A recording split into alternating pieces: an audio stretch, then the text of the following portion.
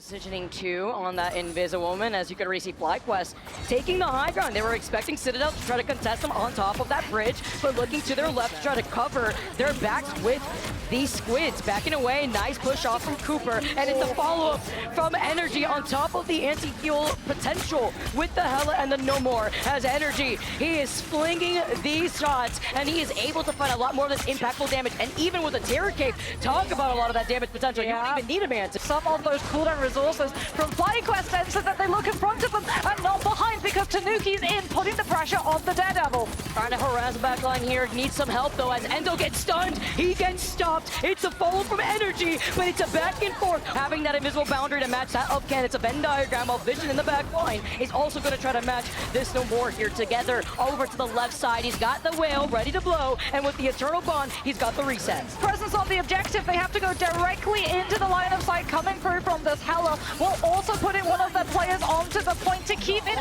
pressure, which means that Vez is going to be able to find the frontline spacing to take the Venom down.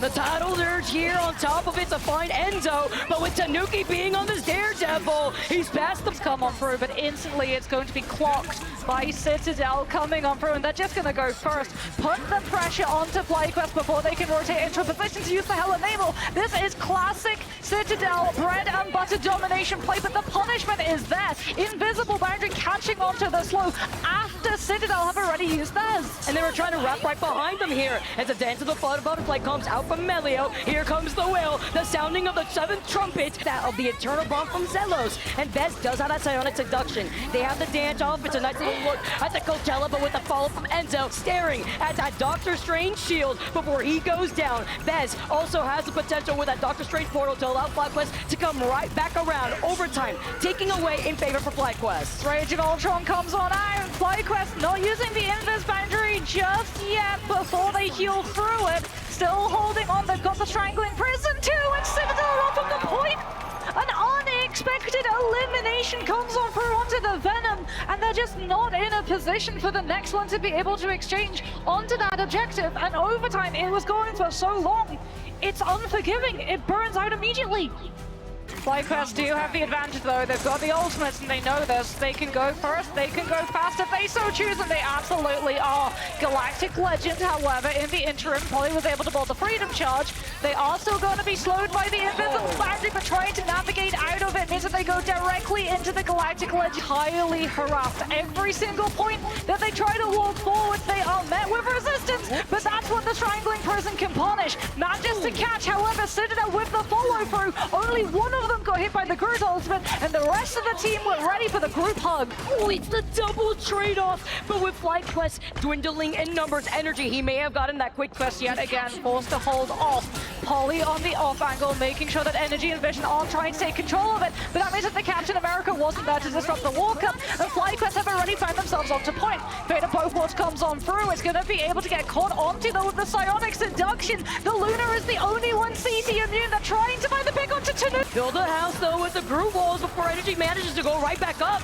I love that! He found Melio at the very end of the Dance of Butterflies. He knew exactly where he was gonna end up, and he still has the reset with the Goddess of Death. Look at Zelos as Zelos gets taken out, but Energy still unstoppable finds Tanuki. He goes all the way up, and without his strategist though, he will not be able to resustain with the rest of his team unless he wipes out Citadel. But with overtime ticking away, it's still in favor for Citadel, but for FlyQuest do inevitably split it in their favor. Citadel is still on point though, and they're starting to work away at FlyQuest's players. There's no more Strange Portal, and that is going to be a point flip over to Citadel's side. Let the Devil out if it's needed, but I mean, can FlyQuest even get a post-mount to point in time? No! Ken was setting on up in case anyone got close enough with that Force Physics to push him off.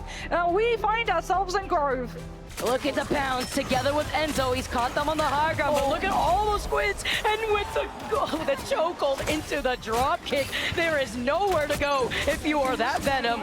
I mean, Halloween just happened yesterday, but that was pretty scary right there. As Alex comes in with the fate of both worlds to keep Citadel alive in this fight to match that of the Invisible Boundary. Yeah, trick or treat out of season, but you know what? It's Christmas now, and Spark Chief is a Christmas tree for FlyQuest. The present, the Strangling Prison, and all of Citadel are gift wrapped right through that invisible boundary. Can they manage to find the elimination? They get one onto Tanuki, which means an undead monster spawn, and that Hela is entirely untouchable. Safeguarded by the Vanguards in the front line and the strategists in the back, and FlyQuest, they did exactly what they needed. Citadel expended the ultimate economy, but the Squids on top of it all. Look at Citadel, they're going to try to approach from the high ground themselves, and Sparkstream is going to be able to hold them up on the high ground. Freedom charge from Paul is going to at least pave the path. Without the reset though from Energy, he gets sent all the way up. He forces Citadel to waste even more time and to waste the time of the Freedom charge. Freedom charge, like you said, pushed all the way back to the side room.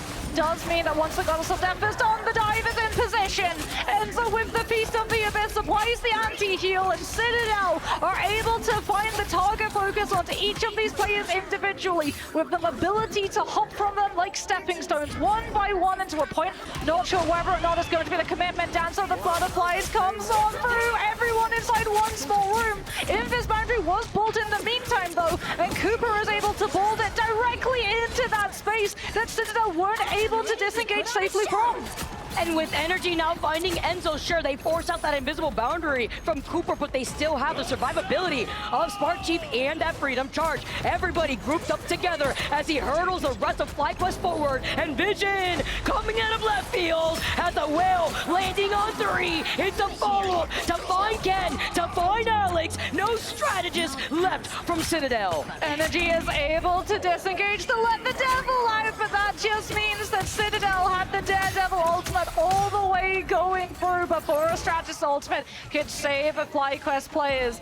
Here it comes, and yet again Energy uses the shift to be able to disengage it. Enzo will be able to swing safely free though back to his team to get fully stabilized as Paulie now absorbs the position that the Venom left behind. Zealous with the Eternal Bond will give all of the healing to FlyQuest players. There's no one-shot potential on Citadel's side to shut it down, but FlyQuest have to go on to point because we're in an overtime situation currently. And FlyQuest didn't have burned up that Doctor Strange portal yet, right? So they can still recontest here if one of these members go down. And with Citadel losing out on 2 and having the progress of 99% on the point, Tanuki's found Cooper. And that's the invisible boundary that won't be used up for them. And nothing to protect them to enable the duelists and these ultimates. Energy, he may have found Alex, he may have found Ken, but with the strategist now, he gets a 3K. Is it going to be enough as overtime favors Citadel? Energy! Get the elimination! Tested has now flipped this for FlyQuest to near 99%. Speaking of flip, Melio's role has been flipped back over to the duelist. We're onto the Psylocke. Paulie finds the opening pick onto Vision,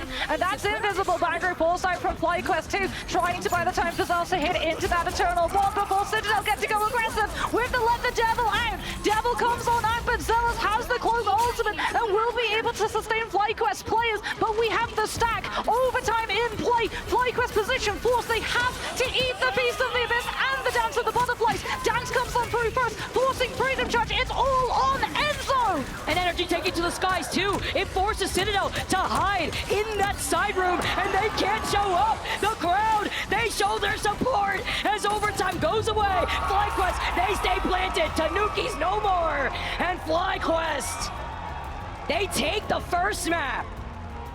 FlyQuest already at match point with Tanuki rolling out though on that Daredevil. Look at Melio in his position too, and whenever he has to forcibly burn that passive from the Adam Warlock. You talk about hanging out with Energy up on the rooftops. He's also trying to hold a nice LOS to actually find a head glitch here as he stops Tanuki. The follow-up, Reddy's gonna shut him down, but he's got the BRB from Alex. The pivot as well. Everyone from FlyQuest are being accosted from Tanuki gets taken down by the Phoenix, and Citadel lose the pressure to stop FlyQuest from committing forward. Energy, the best bodyguard for the strategist and helping them get peels. As Enzo with a silent seduction, Spark is going to be able to look at them, group them all together, but it forces out the invisible boundary. A nice 4-man stun. The itch chance. Vision. He's hungry. He's found both. Strategist is enabled. Melio should be able to win this fight with sustainability with the res. It's Zello stealing all the KOs here from Vision for me. You know what? Doesn't want to be the team player, but now having to look at Citadel, you talk about the res. Alex also has that Sia, but FlyQuest have so many answers, Moxie. Can Cooper find the connection of God of Mischief onto the Adams position? That is the quest. No, he's going to use it instead, I think, on the Invis woman, but it's unneeded until now. Out comes the Comic Revival, but they get the position onto Melio, and he did not. While Citadel are struggling to regroup together. Energy, I want whatever Energy had for breakfast this morning, because he is literally on fire, putting the word Ignite to Marvel Rivals Ignite here, but Citadel will be rolling out. Yes, they had that Karmic Revival that they used earlier, but they have these 4 ultimates ready to go. They've got the wombo combos, Triangle in Prison, Kraken Impact. Do they have the space to be able to use it onto the objective? Spark Tube goes first. It's going to be the Jets, and it's a big one! It's going to be Meteor Anderson playing can stop both Strangling Prison and Tanuki's ultimate, and the freeze comes out onto it, and there it is! Meteor Anderson absorbs Strangling Prison, and Citadel are denied the win condition!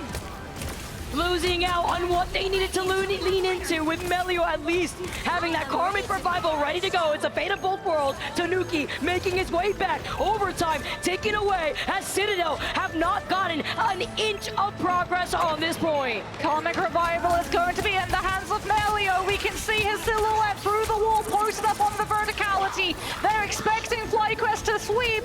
Can Vision find him? His Jet comes on through, catches both of the Vanguards. Can Citadel protect the Groot and use it out of the Strangling Prison, grabbing them right back into punishable line of sight. Endsong Inferno detonates before it can hit the ground. Energy gets the health reset, but has denied the elimination, and Citadel still have the numbers advantage. With Vez looking at the Strangling Prison, he's looking at Nightmares, his sleep paralysis demon, as Energy is the other one waiting in the corner of his room. Melio gets the passive off, and with Tanuki, everybody in the domain, as he lets the devil out, and he clears out the points. They needed this. FlyQuest down in numbers to be a little awkward. That's why you see Energy holding forward a lot of different vertical angles to hold at the same time while you find yourself in this cave. You also have to imagine with the fog over to your side how you're gonna be able to get protected as a Strangling Prison comes out and fails to hit its mark.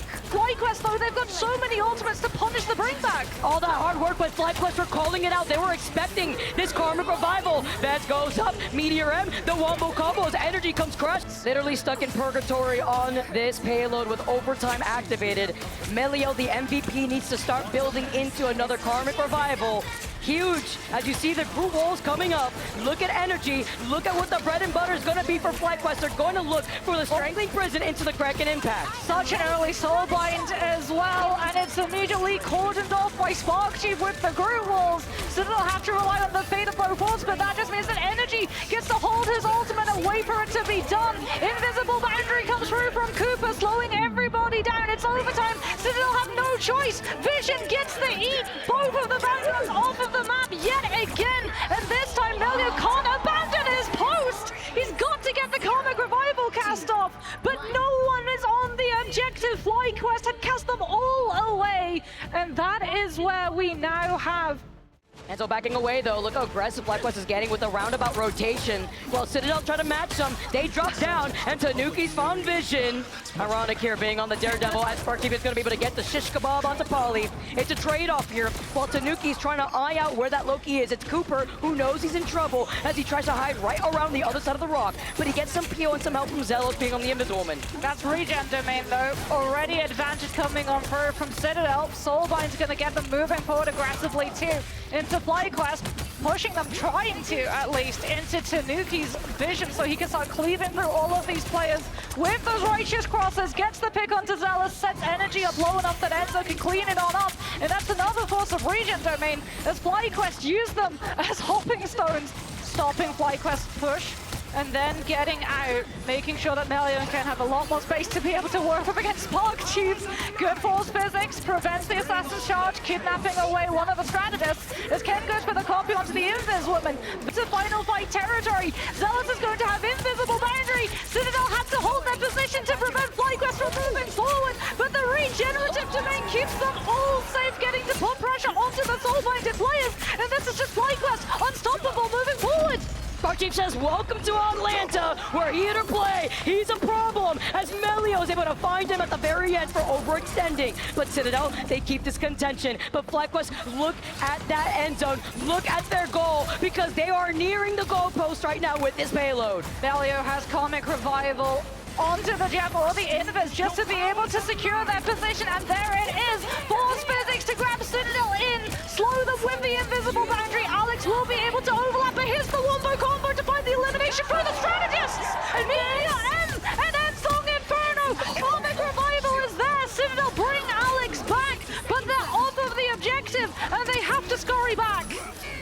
skies are congested here. Angela v. Angela, but it's Smart Chief diving down with Heaven's Retribution. The It's Jeff, he tries to get away. He gets stopped. Melio tagging him, knowing exactly where he is. But with these swaps, Energy looking for that Kraken impact. They're going to need to rely on this. He does get stunned, and Zelo saves the day with the invisible boundary. No soulbind either. Citadel used it earlier. Polly's got to swap over to the Strange, and here comes the Kraken impact. This is the win condition for FlyQuest. They've got Citadel literally against the wall. The portal comes on through. It's all about Citadel finding the turnaround, target focusing these individual players down. Melly uses the self-res, brings himself back into the fight. His health bar goes lower and lower and lower. His Karmic Revival climbs higher. But Smart Chief, with probably the crucial information, manages to pick up the elimination, and FlyQuest starts sweeping Citadel's players. Unless they keep this contested, Melio's gonna come back and bring them back, but overtime taken away as FlyQuest are looking to clear the point.